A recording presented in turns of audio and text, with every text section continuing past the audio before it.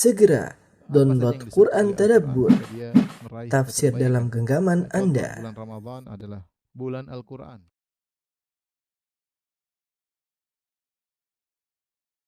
Assalamualaikum warahmatullahi wabarakatuh. Alhamdulillahi ala ihsanih wa syukru lahu ala taufiqihi wa amtinanih wa asyhadu an la ilaha illallah wahdahu la syarika lahu ta'ziman li sya'nih wa asyhadu anna Muhammadan abduhu wa rasuluhu da'ila ridwanih. Allahumma salli alaihi wa ala alihi wa ashabihi wa ikhwanih. Para ikhwan, akhwat, bapak-bapak dan ibu-ibu yang dirahmati oleh Allah Subhanahu wa taala.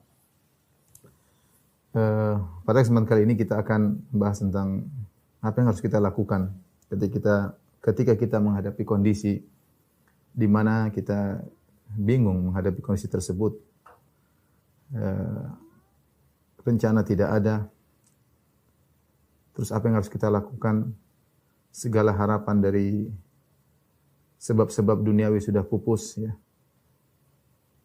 Dan terkadang sebagian orang mengalami kondisi demikian, ya.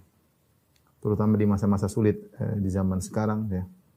Sebagian orang kehilangan keluarga, kehilangan pekerjaan, ya. Terkadang tertimpa juga dengan penyakit sehingga dia bingung apa yang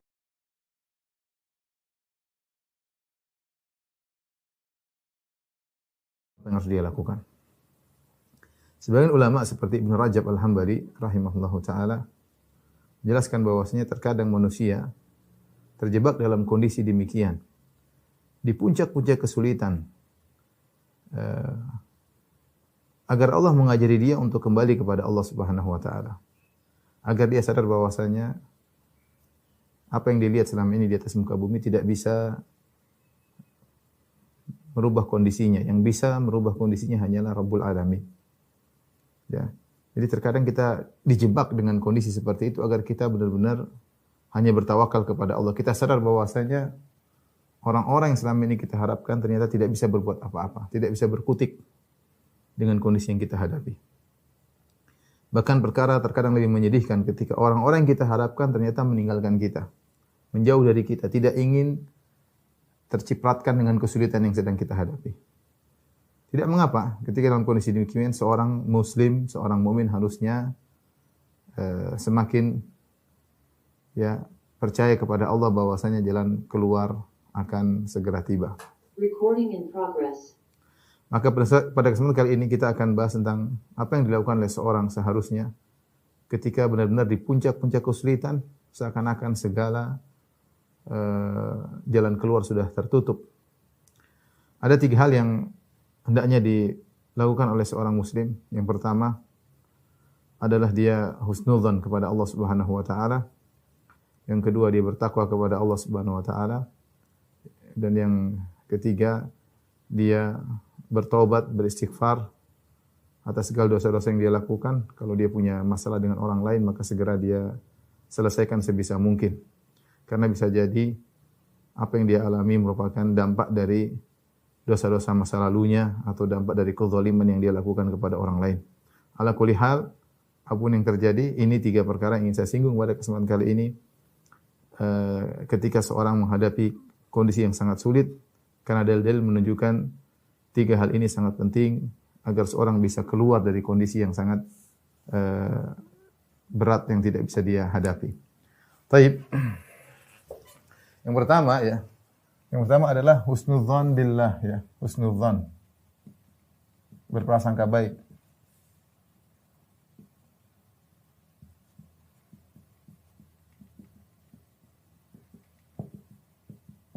Allah Subhanahu wa taala memuji orang-orang yang berprasangka baik. Kata Allah Subhanahu wa taala, "Wa ahsinu innallaha yuhibbul muhsinin." Ya.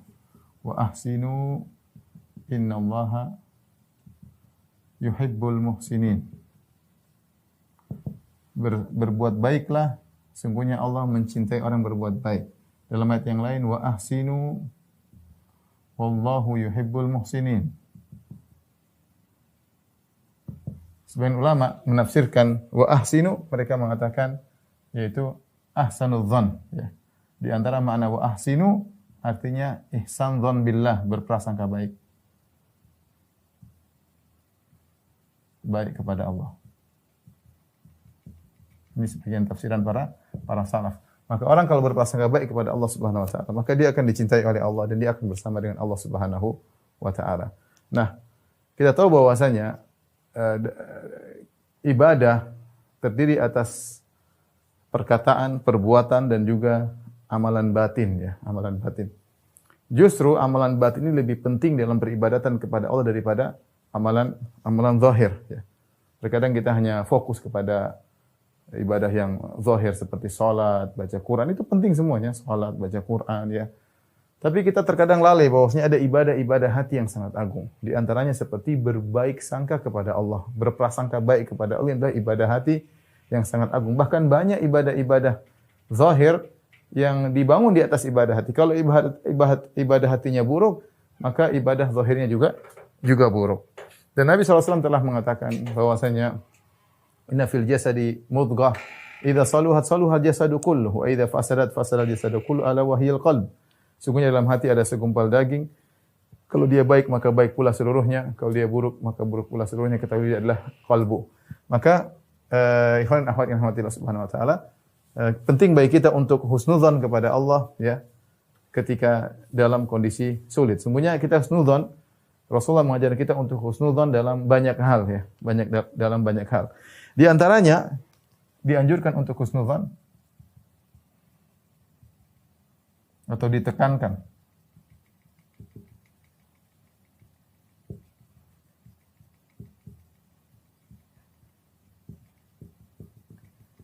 kapan di antaranya ketika akan meninggal. Ketika akan meninggal. Saya rasa kondisi paling berat seseorang yang dia benar-benar pasrah ketika akan meninggal. Mau apa lagi sudah? Usaha sudah selesai semuanya. Mau apa lagi? Dia sudah enggak bisa baca Quran, dia sudah enggak bisa sholat lagi, sudah mau akan meninggal dunia. Ya, namun ada ibadah yang agung hendaknya dia kerjakan di saat-saat puncak dari kesulitan tersebut adalah husnudzan kepada Allah Subhanahu wa taala. Jabir bin Abdullah radhiyallahu anhu berkata, "Sami'tu Rasulullah sallallahu qabla mautihi bi thalathati ayyam." Aku mendengar Rasulullah sallallahu sebelum meninggal 3 hari. Rasulullah sallallahu berkata, "La yamutanna ahadukum illa wa huwa yuhsinu dhanna billah." Janganlah sekali-sekali salah seorang kalian dari kalian meninggal dunia kecuali dia berbaik sangka kepada Allah Subhanahu wa taala ya. La yamutanna ahadukum illa wa huwa yuhsinu dhanna billah. Hadis riwayat Muslim. Jangan sekali-sekali meninggal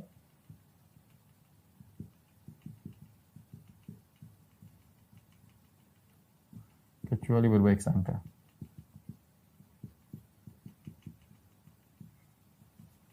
Ini kondisi saya rasa super sulit daripada kondisi yang kita hadapi sekarang. Kita bagaimanapun kondisi sulit, kita masih bisa berbuat ya, masih hidup. Tapi kalau sudah menjelang kematian, saya rasa sudah harapan semua sudah pupus. Tapi ingat, Nabi bilang jangan berburuk sangka kepada Allah Subhanahu wa taala. Kemudian tentunya di antaranya berbaik sangka kepada Allah Subhanahu wa taala ketika bertobat ya, ketika bertobat dari dosa. Ini juga butuh berbaik sangka. Makanya dalam hadis qudsi Allah mengatakan adnaba abdi dzamban. Hambaku melakukan maksiat. Ya. Faqala rabbighfirli. Kemudian dia berkata, "Ya Allah ampunilah aku." Kata Allah, "Alima abdi anna lahu rabban yaghfiru dzam wa ya'khudhu bidzam." Hambaku tahu bahwasanya dia punya Tuhan yang mengampuni dosa. Makanya dia minta ampun. Dia husnudzon kepada Allah. Dia tahu Tuhan saya ini Maha mengampuni dosa. Maka dia mengatakan, "Rabbighfir, ya Allah ampunilah aku." Ghafartu lahu, kata Allah, aku ampuni dia. Aku ampuni dia. Summa makatha masyaallah, kemudian dia diam dalam berapa lama tidak bermaksiat. Summa adznaba dzamban akhar, kemudian kembali lagi melakukan maksiat.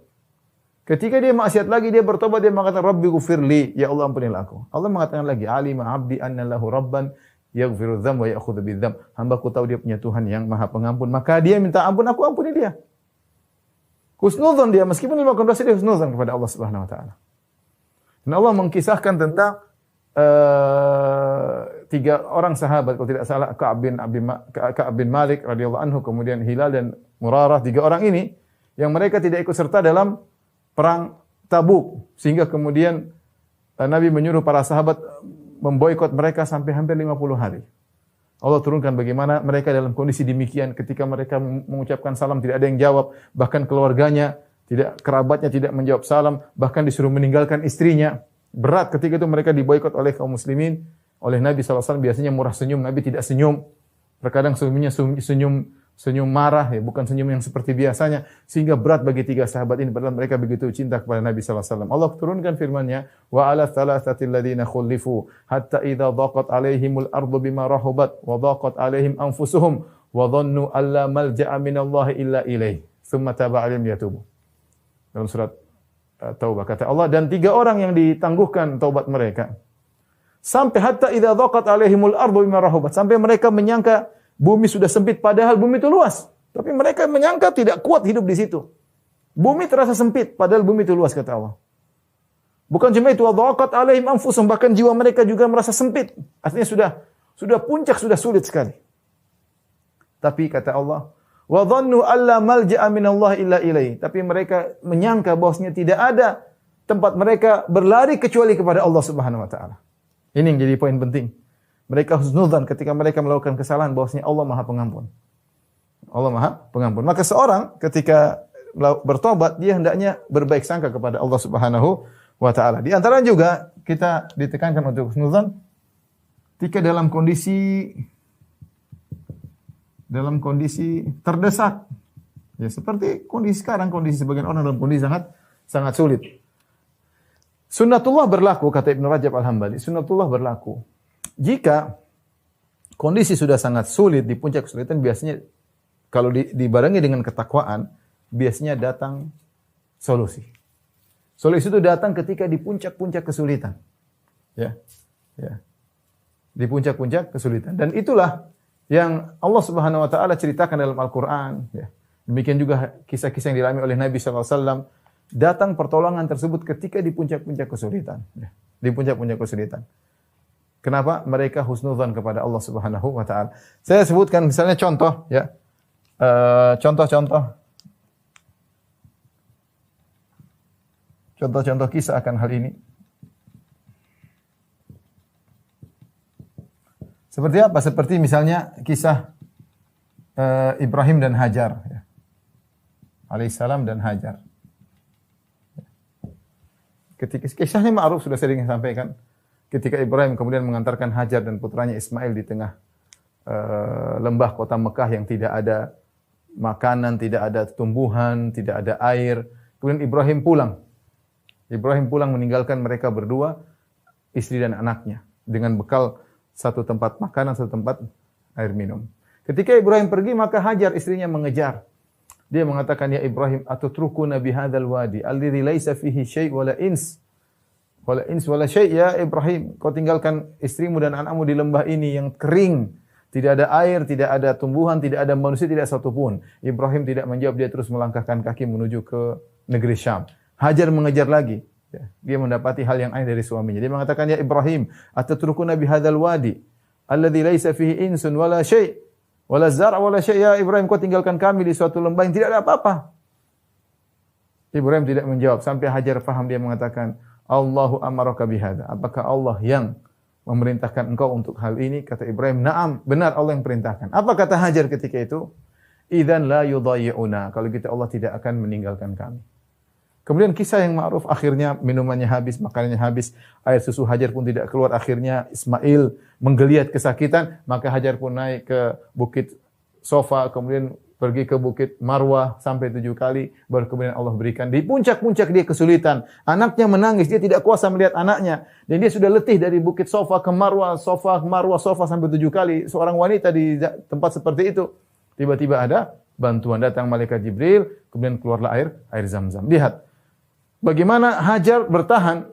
Dia mengatakan idzan la yudayyi'una. Dia bertakwa, dia bilang Allah tidak akan meninggalkan kami. Ini yang perlu kita perhatikan, bagaimana bisa keluar perkataan idzan la yudayyi'una, Allah tidak akan meninggalkan kita. Kapan seorang bisa mengatakan Allah tidak akan meninggalkan kita? Ketika dia membangun ucapannya di atas ketakwaan.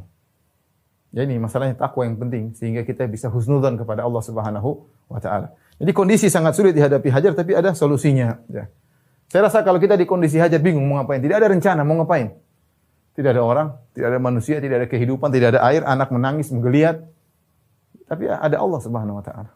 Ada Allah. Terus berusaha tapi yakin ada yang di atas yang memperhatikan kita. Ya. Kemudian contoh yang disebutkan juga yang disebut dalam Al-Qur'an misalnya apa? Kisah Nabi Musa. Nabi Musa alaihissalam ketika sudah kejebak, ya, kata Allah Subhanahu wa taala, "Falamma tara al-jam'ani qala ashabu Musa inna lamudrakun." Tatkala dua kelompok sudah saling melihat, kelompok Musa dengan kelompok Fir'aun, ya, Fir'aun sudah mengejar dengan ratusan ribu pasukannya, Nabi Musa dan para sahabatnya dan pengikutnya sudah di depannya ada laut merah, tidak ada jalan keluar. Di belakang ada musuh, di depan laut merah, sementara ombak menghantam luar biasa sampai sebagian murid Nabi Musa berkata, "Innala mudrakun, wahai Musa, kita bakalan ketangkap." Sampai sebagian mereka mengatakan, "Wahai Musa, mana janji Tuhanmu?" Mana janji Tuhanmu? Tapi kata Nabi Musa, ya inna ma'i kalla, kita tidak akan tertangkap. Inna ma'i rabbi sayahdin. Allah akan beri petunjuk kepadaku. Lihat, kalau kita di posisi Musa ada bingung, enggak ada jalan keluar. Mau kemana? Tidak ada jalan keluar. Depan laut merah, ombak begitu besar, di belakang pasukan. Tapi di saat-saat genting tersebut, Nabi Musa tetap husnudzan kepada Allah. Dan ketika seorang bisa mengatur hatinya, cukup dia husnudzan. Husnudzan dibangun ketakwaan, maka Allah akan berikan pertolongan. Cuma yang masalah kita tidak mau husnudzan kepada Allah. Suudzan kepada Allah Subhanahu wa taala. Suudzan kepada Allah Subhanahu wa taala. Jadi dalam kondisi saya katakan tadi, sunnatullah berlaku ketika benar-benar dalam puncak-puncak kesulitan dan kita sudah tahu tidak ada satu manusia pun yang bantu kita, biasanya saat itu datanglah pertolongan. Saat kita yakin yang mengatur semuanya hanyalah Allah Subhanahu wa taala. Saat itu datang pertolongan dari arah yang tidak kita sangka-sangka. Contoh lagi Allah sebutkan dalam kisah Yakub, ya. Ketika anak-anaknya tertahan, Yusuf hilang entah sudah berapa puluh tahun, kemudian Binyamin ditangkap. Kemudian kakak mereka yang paling tua juga tidak mau pulang. Ketiga anaknya tidak ketemu lagi dengan dia, tertahan di entah kemana. Yusuf entah kemana, Binyamin ditahan. Maka ketika itu Yakub alaihissalam semakin husnudzan kepada Allah Subhanahu wa taala dengan berkata, "Asallahu ayyatiyani bihim jami'an." Ini apa yang perlu kita perhatikan. Yakub alaihissalam kapan dia mengucapkan demikian? Asallahu ayyatiyani bihim jami'an. Semoga Allah mendatangkan 3 anakku kepadaku. Dia tidak pernah mengucapkan itu sebelumnya. Ketika Yusuf hilang, dia tidak mengucapkan hal tersebut. Ketika Binyamin hilang, kemudian kakaknya tidak bisa pulang, baru dia mengucapkan hal tersebut. Kenapa? Sudah di puncak-puncak kesulitan. Karena mereka tahu, orang-orang salihin tahu, ketika sudah di puncak kesulitan, mereka semakin meningkatkan husnudzan mereka kepada Allah. Bahwasanya Allah Subhanahu wa taala yang mengatur segalanya, yang mengatur segalanya. Dan kisah-kisah seperti ini banyak. Nabi SAW juga ketika dalam goa bersama Abu Bakar, sampai musuh-musuh sudah di depan. Kemudian kata Abu Bakar ketakutan, "Lau anna ahadahum absara ila tahti qadamai, la absarana." Kalau salah seorang dari mereka lihat ke bawah tentu lihat kita. Kata Nabi, "La tahzan innallaha ma'ana." Jangan khawatir, Allah bersama kita. Husnudzan. Lihat ketika Nabi SAW bayangkan di Taif, Nabi SAW berdakwah, kemudian diusir, dilempar dengan batu sampai kaki beliau berdarah. Kemudian beliau sampai orang bilang apa? Sampai tidak sadar berjalan saking sedihnya.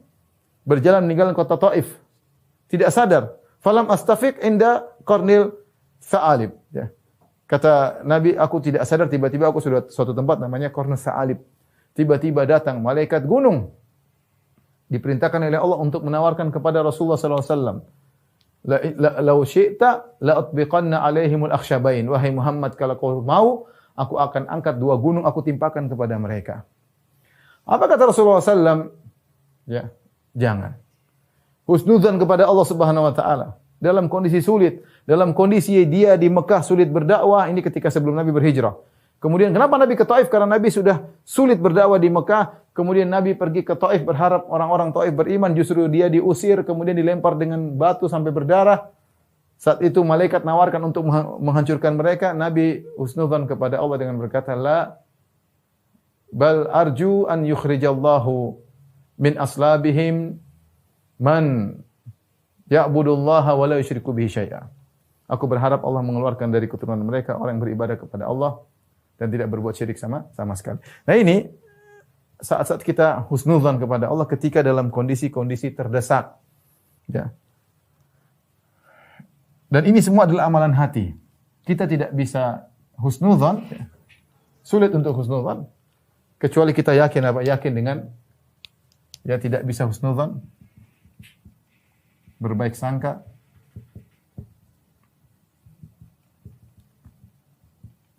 Kecuali yakin luasnya rahmat Allah.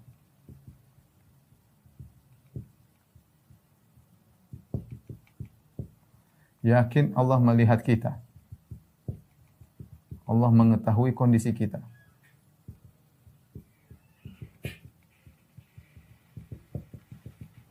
Yakin ya,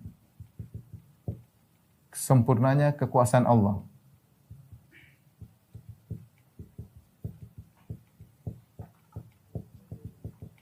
Nah, kita harus yakin ini semua baru kita bisa husnudzan kepada Allah Subhanahu wa taala ya. Kalau kita tidak yakin sulit ya. Yakin Allah mengurusi kita secara detail. Kita ini di Islam ini diurusi oleh Allah secara detail. Ini ujian Allah berikan pasti ada solusinya ya. Allah tidak bukan kondisi kita luput dari ilmu Allah. Allah tahu kita sedang dibikin, Allah tahu. Tapi kita tinggal tanamkan dalam hati kita, ya Allah Engkau mengetahui kondisiku. Ya Allah Engkau tahu kesulitan yang aku hadapi. Kita menangis, berdoa kepada Allah Subhanahu wa taala, yakin hanya Allah yang bisa mengangkat penderitaan kita. Kita husnudzan, maka insyaallah ada solusi. Dan dalam hadis qudsi Allah berkata, ana inda dhanni 'abdi bi, sungguhnya aku tergantung prasangka hambaku. Falyadhunna 'abdi bi ma syaa. Maka silakan hamba berprasangka kepadaku dengan apa yang dia kehendaki. Perhatikan, in dhanna bi khairan falahu. Kalau dia berbaik sangka padaku, bagi dia kebaikan. Wa in dhanna bi syarran falahu. Kalau dia berburuk sangka kepadaku, bagi dia keburukan. Nah, ini tinggal kita menata hati bagaimana kita berbaik sangka kepada Allah Subhanahu wa taala. Ikhwan dan akhwat yang dirahmati Allah Subhanahu wa taala, yang kedua yang kita lakukan adalah bertakwa. Ini landasan kita di antara hal yang membantu husnudzan adalah kita segera memperbaiki diri kita dengan bertakwa. Segera memperbaiki diri kita dengan bertakwa. Kita sadar mungkin sebelum kita mendapat kondisi sulit ini mungkin kita bermaksiat, mungkin kita kurang ibadahnya, mungkin saatnya kita bertakwa kepada Allah Subhanahu wa taala, ya. Karena Allah telah menjelaskan bahwasanya takwa memberikan solusi dalam kondisi-kondisi yang sangat sulit, seakan-akan ada kondisi yang gelap dan sempit, tiba-tiba ada jalan keluar. Allah Subhanahu wa taala berfirman, "Wa may yattaqillaha yaj'al lahu makhraja."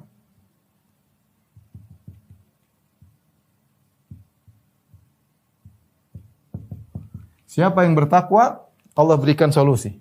Ini janji Allah, harus kita percayai. Siapa yang bertakwa, maka Allah kasih jalan keluar. Allah beri jalan keluar. Dari sini kita pahami, jika tidak ada jalan keluar, mafhumnya, jika tidak ada jalan keluar, berarti kita kurang bertakwa. Berarti kita kurang bertakwa. Nah, maksud saya ketika kita menghadapi kesulitan, jadikan ayat ini sebagai solusi kita.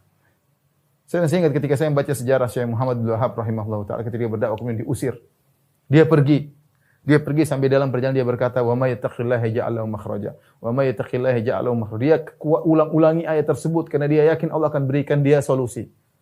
Sampai akhirnya alhamdulillah dia kembali, dia berdakwah sampai terbentuk negara Arab Saudi. Dia di antara berjayanya negara Arab Saudi adalah sebagian dari pahala bagi Syekh Muhammad bin Wahab rahimahullah karena dia pendiri kerajaan Arab Saudi.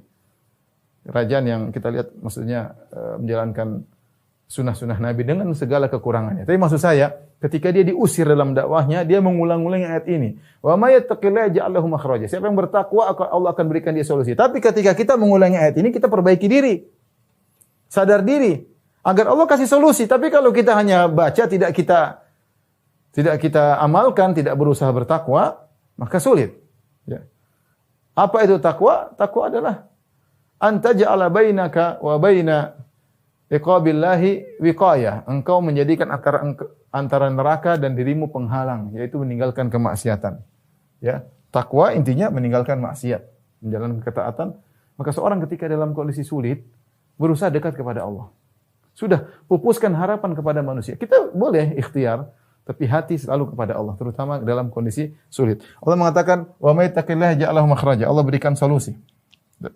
Kemudian kata Allah Subhanahu wa taala, "Wa yarzuquhu min haitsu la yahtasib."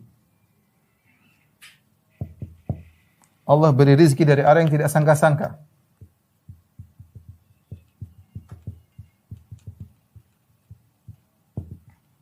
Tidak disangka-sangka. Allah mengatakan lagi, "Wa may yatawakkal 'alallahi fahuwa hasbuh." Wa may yatawakkal 'alallahi fahuwa hasbuh.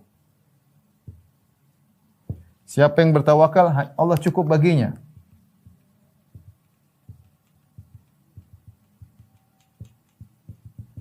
Allah cukup baginya. Kemudian juga Allah mengatakan dalam satu surat yang sama, "Wa may yattaqillaha yaj'al lahu min amri yusra." Wa may yattaqillah yaj'al lahu min amrihi yusra. Siapa yang bertakwa, Allah mudahkan urusannya.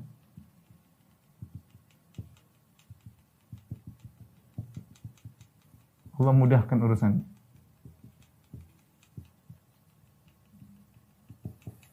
Ikhwan dan akhwat yang dirahmati Allah Subhanahu wa taala. Ini semua yang saya bacakan ayatnya, "Wa may yattaqillaha yaj'al lahu makhraja wa yarzuqhu min haitsu la yahtasib." Siapa yang bertakwa, Allah berikan solusi. Siapa yang bertawakal, Allah berikan rezeki dari arah yang tidak sangka-sangka.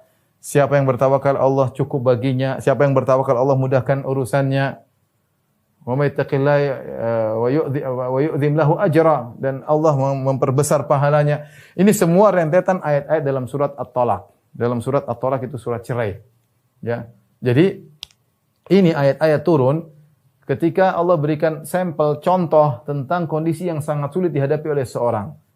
Di antara kondisi yang sangat sulit dihadapi oleh seorang adalah dalam kehidupan rumah tangganya ketika dia cerai dengan pasangannya. Ini berat. Berat bagi sang lelaki, berat bagi wanita. Ya. Sangat berat. Apalagi kalau mereka sudah memiliki anak-anak. Apalagi kalau mereka sudah menjalin pernikahan dalam waktu yang lama. Ya. Belum berkaitan dengan kerabat mertua, dengan tetangga-tetangga, dengan kerabat. Artinya sesuatu yang sangat sulit. Di antara masalah yang sangat berat dalam kehidupan seorang ketika harus bercerai. Tapi dia harus hadapi. Karena syariat membolehkan cerai kalau memang ada maslahat. Nah, Allah mengajarkan kepada kita ketika dalam perceraian yang itu kondisi yang sangat sulit, baik laki-laki maupun wanita, bertakwa kepada Allah. Bertakwa. Bertakwa ketika menghadapi masalah tersebut. Makanya kalau kita baca surat At-Talaq tersebut, Allah sebutkan kalau mau cerai ada aturannya, jangan usir istrimu tetap di rumahmu, di masa iddah ditunggu, ada aturannya. Namun kenapa banyak orang ketika mengalami perceraian tidak mendapat solusi? Kondisi semakin terpuruk, anak-anak tidak diperhatikan, ribut melulu sama bekas istrinya, ribut melulu sama bekas suaminya. Tidak selesai-selesai permasalahan, terkadang dendam-dendaman di antara mereka. Karena mereka tidak bertakwa ketika menjalani perceraian. Artinya mereka tidak bertakwa ketika menghadapi permasalahan yang mereka hadapi. Kita bilang sekarang ada masalah misalnya. Sebagian orang tidak bertakwa, ada masalah ekonomi mereka lagi jatuh. Kemana? Ke dukun misalnya. Atau lari dengan maksiat, menghibur diri dengan nonton yang tidak-tidak. Atau nenggak khamar. Ya. Ada masalah, mereka tidak hadapi dengan ketakwaan. Harusnya kalau ada masalah, apa? Sudah. Bangun malam, hamparkan sajadah, sujud. Selesai, mau diapain? Terus mau kemana lagi? Ya. Mau kemana lagi? Mau telepon misalnya panglima, mau telepon raja, mereka juga sekarang menghadapi permasalahan. Kalaupun diangkat, mereka juga sedang banyak masalah sekarang, sedang banyak urusan. Hati masih berharap kepada manusia sulit. Anda bertakwa kepada Allah, serahkan hati kepada Allah Subhanahu wa taala. Minta, nanti Allah akan beri solusi dari arah yang tidak Anda sangka-sangka. Dan itu pengalaman banyak orang. Ya, pengalaman banyak orang. Yang jadi masalah ketika kita menghadapi permasalahan, kita tidak menghadapinya dengan ketakwaan. Ya. Harusnya kalau kita ada masalah, sederhana baca Quran. Ya. Kemudian sholat malam, berzikir kepada Allah Subhanahu wa taala, ada sisa sedekah, ya, seperti itu. Ya. Saya sering sampaikan, saya pernah ketemu dengan seorang, dia sampai operasi berulang-ulang sampai uangnya habis. Selagi pengajian waktu itu, kemudian dia bilang, "Ustaz, saya pernah mengalami seperti itu. Saya sampai divonis mati 3 bulan oleh para dokter." Ya. Duit saya sudah mau habis. Mereka sudah operasi berulang-ulang. Hanya mereka udah, kamu nggak bisa lagi 3 bulan lagi. Menurut perhitungan medis. Akhirnya saya ketemu dengan seorang kerabat, seorang wanita. Dia berkata, sudahlah sekarang serahkan kepada Allah Subhanahu Wa Taala. Sisa waktumu gunakan untuk puasa, sholat malam, untuk sedekah. Dan saya lakukan, Ustaz. Dia bilang, saya lakukan. Saya puasa ketika itu. Kemudian saya sholat malam. Ada sebagian saya sedekahkan. Saya sembuh akhirnya. Sembuh tanpa operasi. Kapan kesembuhan itu Allah turunkan kepada dia? Tatkala dia benar-benar tahu bahwasanya yang menentukan segalanya hanyalah Allah Subhanahu Wa Taala. Tidak ada dalam hatinya pun ketergantungan kepada manusia sedikit pun. Itu ibadah yang sangat mulia. Ya. Jadi, ikhwan akhwat yang rahmati Allah Subhanahu Wa Taala, kita semua ada masalah. Terkadang masalah sangat berat. Kita bingung ini solusinya bagaimana. Susah. Mau telepon siapa? Apalagi nggak punya nomor telepon kawan-kawan sudah. Ditelepon kawan-kawan matiin. Telepon kawan-kawan malah pura-pura tidak tahu. Ya. Mereka ingin berlari dari masalah kita, tidak ingin kecipratan. Mereka juga sulit. Mereka juga menghadapi krisis seperti kita misalnya. Ya. Kita tidak ingin dapat masalah seperti ini, tapi terkadang lewat dalam kehidupan kita. Maka jangan lupa husnudzan, bertakwa kepada Allah Subhanahu Wa Taala. Ya. Yang ketiga, ini penting juga, istighfar banyak-banyak. Ya. Dan minta maaf kalau ada kezaliman kepada orang yang kita zalimi. Mungkin kita punya masalah sama siapa, kita nggak tahu. Kita bikin masalah sama orang, kelihatannya sepele. Tapi orang tersebut angkat tangan, ya Allah, berilah kesulitan hidup bagi dia. Mungkin kita nggak tahu ya. Tapi intinya kita istighfar. Karena semua yang kita hadapi adalah dari dosa-dosa kita. Wa ma asabaka min sayyi'atin famin nafsik. Apapun musibah yang menimpamu, maka adalah dari dirimu sendiri. Adalah dari dirimu sendiri ya. Bukan dari orang lain ya. Ma asabakum min musibatin fabima kasabat aydikum wa ya'fu an katsir. Apapun yang menimpa kalian maka akibat dari perbuatan kalian. Dan Allah maafkan banyak. Artinya, kalau Allah mau beri hukuman kepada setiap kesalahan kita, maka kita akan binasa. Tapi Allah beri hukuman-hukuman, ya, teguran-teguran, dikasih problem yang berat, ya, agar kita banyak-banyak istighfar. Banyak-banyak istighfar. Dalam suatu riwayat disebutkan, man lazamal istighfar, barang siapa yang selalu melazimi istighfar, maka Allah menjadikan min dhiqin makhraja. Dari kondisi yang sulit Allah berikan apa? Solusi. Allah akan menggantikan min hammin faraja. Kesedihan Allah akan ganti dengan solusi ya. Ya. Ini meskipun riwayatnya lemah tapi maknanya benar. Bahwasanya istighfar akan menghilangkan segala kesulitan. Ya. Saya pernah baca di sebuah artikel ada seorang wanita, dia bilang dia ribut sama suaminya. Berat bagi dia masalah, suaminya pergi dari rumah. Apa yang dilakukan? Dia cuma duduk, dia istighfar. Astagfirullah, astagfirullah, astagfirullah. Sampai suaminya kembali lagi. Ya. Sampai suaminya kembali. Jadi, yakinlah bahwasanya apa yang kita hadapi ini dari dosa-dosa kita. Maka perbanyak istighfar. Kemudian jangan lupa cek benar-benar, minta maaf kepada orang yang kita zalimi. Coba kita cross check. Bisa jadi yang kita zalimi orang jauh, bisa jadi orang dekat. Orang jauh mungkin kawan-kawan, coba cek mungkin ada bisnis atau apa, kita punya masalah. Telepon dia, mohon maaf, atau kita pernah ribut, kita angkat suara maki-maki dia, telepon dia, ya, minta maaf kalau perlu datang ketemu dia. Atau terkadang orang terdekat yang kita zalimi ternyata kakak kita, ternyata adik kita, ternyata orang tua kita, ternyata tetangga kita cek. Ya, karena bisa jadi apa yang kita alami ini adalah akibat dari dosa-dosa kita ya. Jadi ikhwan dan akhwat yang rahmati Allah Subhanahu Wa Taala. Ini cuma 3 solusi yang bisa saya tawarkan ya untuk kita terapkan dalam kehidupan kita kalau kita menghadapi kesulitan yang sangat berat. Bertakwa kepada Allah. Ingat, tidak ada yang bisa beri solusi kecuali Allah Subhanahu Wa Taala. Orang mungkin punya kemampuan secara materi untuk menolong kita, tapi kalau Allah tidak menggerakkan hatinya, dia tidak akan bantu kita. Oleh karenanya, serahkan hatimu kepada Allah. Ya, saya sering bilang, selama kita masih bisa meletakkan dahi kita di tanah, insya Allah ada solusi. Ya. Sampai sebagian ulama mengatakan, kamu letakkan dahimu, sujud, curhat kepada Allah. Sebisa-bisanya. Jangan kau angkat kepalamu kecuali kau sudah lepas. Ya. Sudah lapang. Masa Allah enggak kasih solusi? Kalau kau bangun malam minta kepada Allah. Dan Nabi telah mengatakan yanzilu rabbuna tabaraka wa ta'ala hina yabqa thulutsal akhir minal lail. Allah turun ke langit dunia ketiga tinggal sepertiga malam yang terakhir.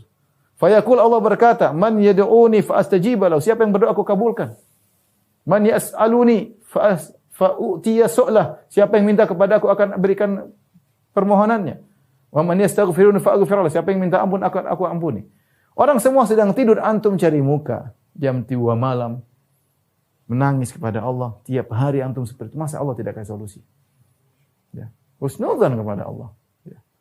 Yang menghadapi masalah lebih parah daripada antum banyak, tapi mereka dapat solusi. Kenapa antum tidak? Antum ada masalah berarti. Entah antum suudzon kepada Allah, mau berusaha husnudzan enggak bisa. Kenapa antum enggak bisa husnudzan? Antum ada masalah. Ada dosa-dosa hati, ada dosa-dosa tatkala antum bersendirian, perbaiki. Ada kesombongan, keangkuhan, perbaiki. Antum ada masalah. Karena kalau antum bertaubat pasti ada solusi. Kalau nggak ada solusi berarti ada masalah sama diri antum, sama diri kita. Oleh karenanya ini ya saya tidak bisa kasih solusi yang lain ya. Cuma ini husnudzan, bertakwa, istighfar sudah. Lazimi. Sudah saatnya kita dapat masalah jangan kemudian kita malah habisin waktu nonton berita macam-macam, nonton ikuti ini macam-macam, kemudian tidak perlu sudahlah. Hanya buang-buang waktu dan tidak akan datang solusi. Ya. Ini ikhwan dan akhwat yang rahmati Allah Subhanahu wa taala. Sedikit yang bisa sampaikan pada kesempatan kali ini.